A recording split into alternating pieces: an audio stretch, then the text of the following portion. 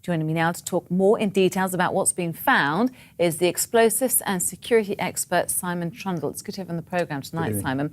First, let's get your opinion about this latest from the FBI. Not being confirmed yet, but there's certainly rumours in the States that they are close to identifying a suspect. I mean, how key will this be 48 hours in? It'll be key because if they can identify the suspect, they can identify his location and potentially where the bombs were assembled, and that will produce more forensic evidence and perhaps indicate whether there are further planned attacks.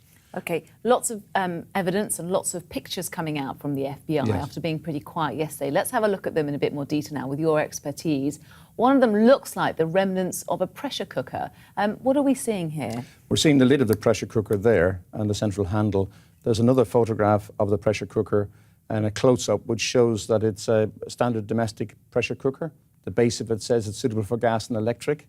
So it's been used as a container, that's all. It has generated some fragments, but it's been used as a container which he can seal and knows will remain sealed until the point of detonation. They've also released pictures of what we think are batteries or cans of some kind and some wires there. What is that telling you? That's the battery's power source, which tells us that it wasn't a chemical explosion.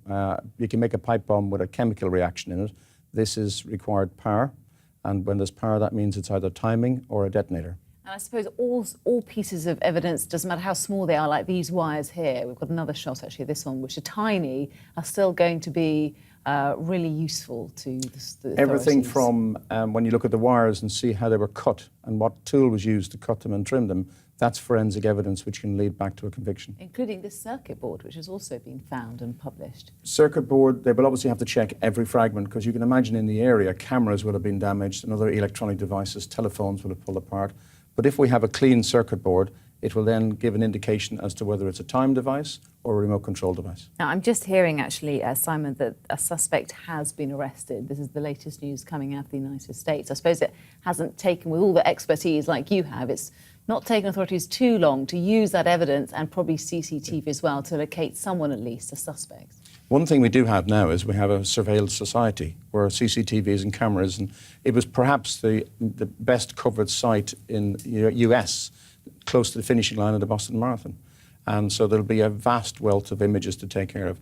Now they will start a process. The person who dropped the bomb may not have been the person who initiated the explosion, but it begins to build a picture. Neighbours will be able to talk about what they know about the individual if they recognise him, trace him down to accommodation, and then look at whether he built the bombs there or there's more available. We know this is a terrorist attack. What kind of terrorist would use something like this, would you say?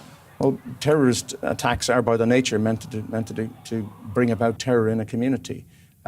It's obviously an uncaring individual because he didn't care whether his man, woman or child was there. The points chosen for detonation were both congested points of the pavement where local restaurants had tables out, so people were compressed together. He knew that by placing the devices there, he would maximise the impact. Simon, thank you very much for your expertise this evening. We really appreciate you coming on. Simon Trundle there.